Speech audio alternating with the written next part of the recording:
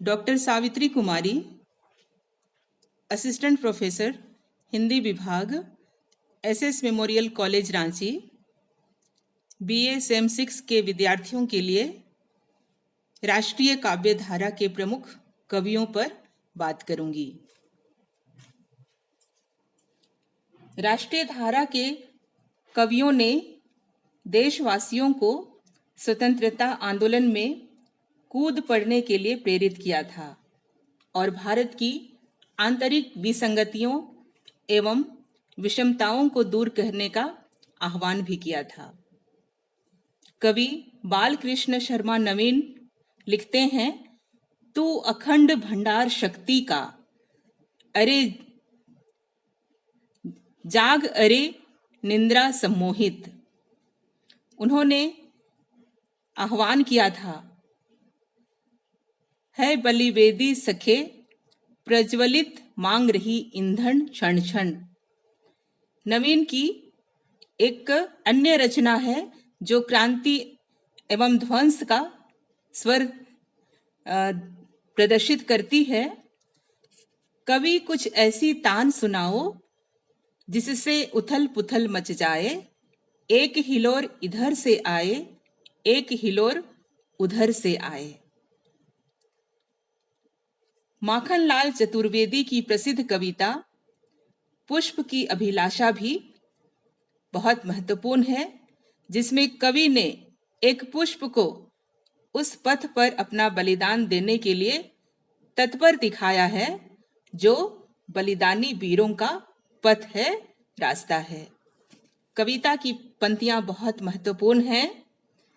चाह नहीं है सुरबाला के गहनों में गूंथा जाऊं, चाह नहीं प्रेमी माला में बिंद प्यारी को ललचाऊं, चाह नहीं सम्राटों के शव पर हे हरि डाला जाऊं, चाह नहीं देवों के सिर पर चढ़ूं भाग्य पर इठलाऊं, मुझे तोड़ लेना बनमाली उस पथ पर देना तुम फेंक, मातृभूमि पर शीस चढ़ाने जिस पथ जावें वीर अनेक।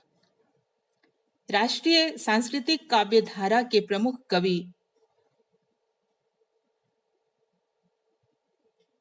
माखनलाल चतुर्वेदी का जन्म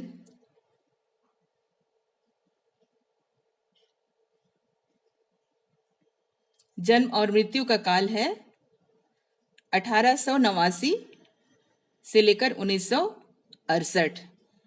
उनका उपनाम था एक भारतीय आत्मा। वे प्रभा, प्रताप, कर्मवीर नामक पत्रिकाओं के संपादक थे। उनकी रचनाओं के नाम हैं हिम किरीटिनी, हिम तरंगिनी। बालकृष्ण शर्मा नवीन का जन्म हुआ था 1897 में और मृत्यु 1960 ईस्वी। उनके काव्य संग्रह है कुमकुम, उर्मिला, अपलक, रश्मि रेखा, हम बिशपाई जन्म के क्वासी। राम नरेश त्रिपाठी के प्रसिद्ध काव्य संग्रह हैं मानसी, पथिक और स्वप्न। राम वृक्ष बेनीपुरी ने दिनकर के काव्य संग्रह हुंकार की भूमिका में लिखा है, राष्ट्रीय कविता की जो परंपरा भारतेंदु से प्रारंभ हुई उसकी परिणति हुई दिनकर में। आहू सब मिली के रोहू भारत भाई। भारत दुर्दशा पर प्रकट की गई इस रुदन ध्वनि का उत्तर दिया भारत पर अपनी जवानी और जिंदगी कुर्बान कर देने वाली महारानी लक्ष्मीबाई की प्यारी झांसी के एक चिरगांव ने। चिरगांव ने अपनी पूरी भारती को ही भारत के नाम पर उत्कर्ष करके आकांक्षा की, भगवान भारतवर्ष में गूंजे हमारी भारती।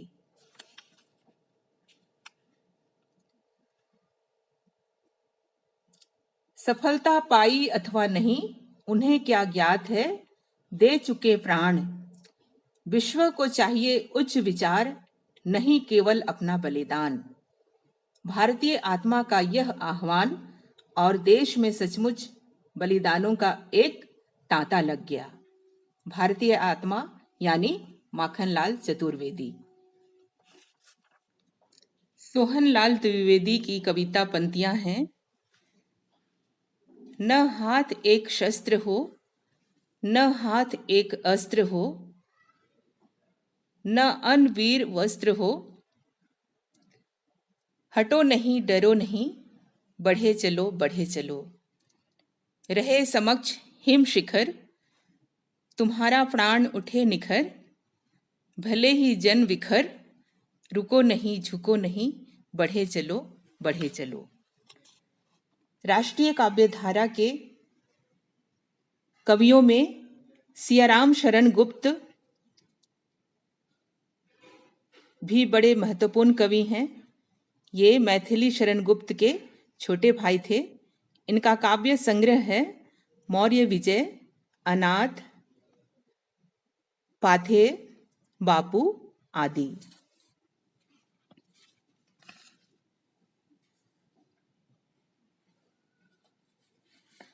रामधारी सिंह दिनकर ने अपने एक साक्षात्कार में स्वीकार किया है कि उन पर किन किन कवियों का प्रभाव पड़ा, जिनकी वजह से उन्होंने राष्ट्रीय चेतना की कविताएं लिखी। वे कहते हैं, मैं जबलपुर से निकलने वाले मासिक पत्र छात्र सहोदर का नियमित पाठक था। छात्र सहोदर में राष्ट्रीय कविताएं छपा करती थीं और उन्हें मैं बड़े चाव से पढ़ता था। याद आता है कि लोकमान्य तिलक जी की मृत्यु पर माखनलाल जी की एक कविता प्रताप में छपी थी। तब मैं उस कविता को पढ़कर खूब रोया था और पूरी की पूरी कविता मुझे कंठस्थ हो गई थी। स्वर्गीय पंडित राम नरेश त्रिपाठी का पथिक भी मुझे बहुत याद था। भारत भारती मैंने उसके बाद पढ़ी और उसका भी मुझ पर प्रभाव पड़ा। 1921 ईस्वी में मैंने राष्ट्रीय स्कूल में नाम लिखवाया, जो असहयोग आंदोलन का प्रतीक था। वहां मैंने दास्ता विरोधी संस्कार काफी अर्जित किए। राष्ट्रीय स्कूलों के लिए साहित्य की पुस्तकें नए ढंग से तैयार की गई थीं।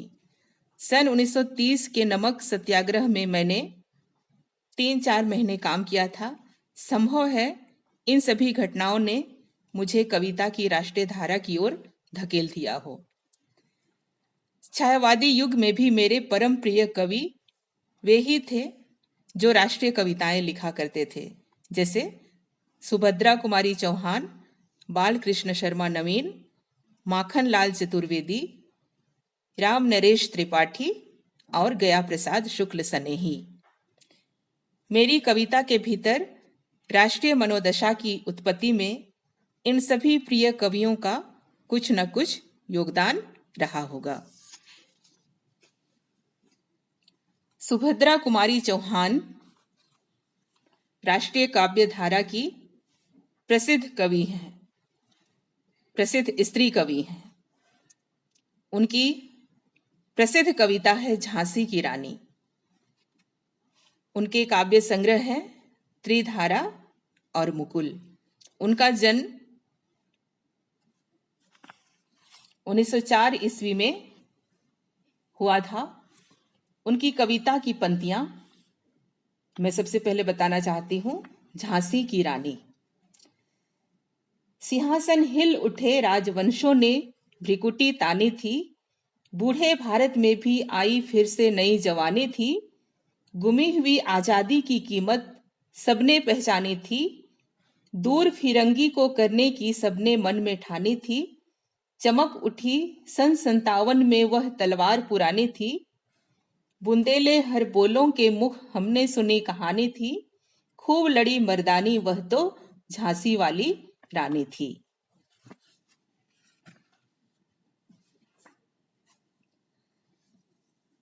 सुभद्रा कुमारी चौहान की हर रंग की कविता में राष्ट्रीयता एक अनिवार्य बुनावट की तरह शामिल है। वह कविता कागज से कर्म क्षेत्र तक उतरती है। उन्होंने पढ़ाई अधूरी छोड़कर गृहस्थ जीवन में प्रवेश किया था, परंतु विवाह के बाद भी उनका जो कार्य क्षेत्र है वह आगे बढ़ता रहा। कांग्रेस की सदस्यता लेने के कारण उन्हें कई बार जेल की यात्राएं भी करनी पड़ी। उनकी कविताओं का सबसे बड़ा गुण है उसकी सहजता और स्त्री चेतना। उनका और उनकी कविता का हर चुनाव स्त्री के पक्ष में है, यद्यपि उसका गंतव्य राष्ट्र प्रेम है। सुभद्रा कुमारी चौहान का जन्म 16 अगस्त 1904 ईस्वी को इलाहाबाद के पास निहालपुर नामक गांव में हुआ था। वे 8 भाई बहन थे और उनके बड़े भाई, जिनका नाम राज बहादुर सिंह था, जिनको वे रज्जू भैया कहते थे, उनके सहयोग के कारण सुभद्रा कुमारी चौहान को कक्षा 9 तक की पढ़ाई करने का सौभाग्य मिला, क्योंकि उस समय लड़कियों की पढ़ाई को उतना अच्छा नहीं माना जाता था और लड़कियां घर से बाहर नहीं जा पाती थी, परंतु उनके बड़े भाई ने उनकी बहुत मदद की। पढ़ने में कुशाग्र रहने के कारण वे मिडिल की परीक्षा में पूरे प्रांत में 8वें नंबर पर आई और लड़कियों में प्रथम स्थान पर रही। 1919 ईस्वी में 15 वर्ष की आयु में सुभद्रा कुमारी चौहान का विवाह खंडवा निवासी ठाकुर लक्ष्मण सिंह से हुआ। वे स्वतंत्र विचारों के थे, अतः सुभद्रा कुमारी चौहान को विवाह के बाद भी आगे पढ़ने का मौका मिला और वे बनारस के थियोसॉफिकल स्कूल में पढ़ने गई। 1919 ईस्वी में गांधी जी के असहयोग आंदोलन के कारण उन्होंने पढ़ाई छोड़ दी और पति पत्नी दोनों स्वतंत्रता आंदोलन में जीवन भर सक्रिय रहे। सुभद्रा कुमारी चौहान उन बिरले साहित्यकारों में हैं जिन्हें उनकी एक ही रचना ने साहित्य जगत में अमर कर दिया। खूब लड़ी मर्दानी वो तो झांसी वाली रानी थी, बच्चों की जुबान तक भी चढ़ आई थी।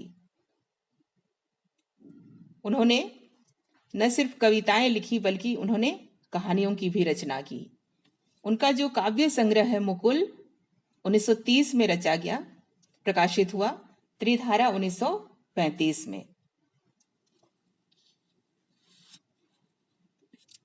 सुभद्रा कुमारी चौहान ने 1919 में नागपुर के झंडा आंदोलन से, राष्ट्रीय संग्राम से जुड़ने का अवसर प्राप्त किया और उसके बाद वह एक जुझारू कार्यकर्ता बनी रही। गांधी जी की मृत्यु के 15 दिन बाद यानी कि 15 फरवरी 1948 ईस्वी को सुभद्रा कुमारी चौहान का देहांत हुआ। गांधी जी का सुभद्रा कुमारी चौहान और उनके पति लक्ष्मण सिंह पर अत्यंत गहरा प्रभाव था।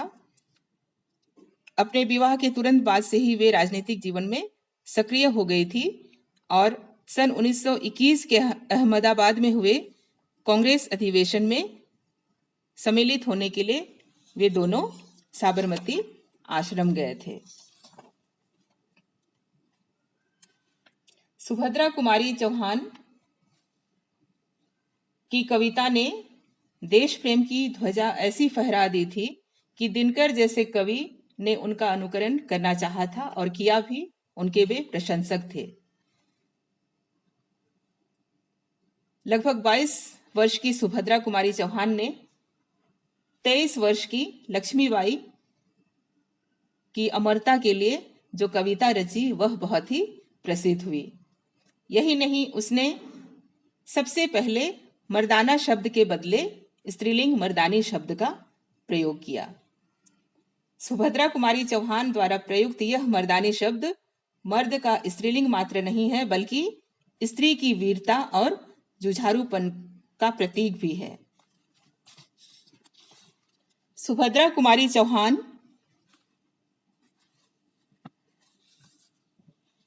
ने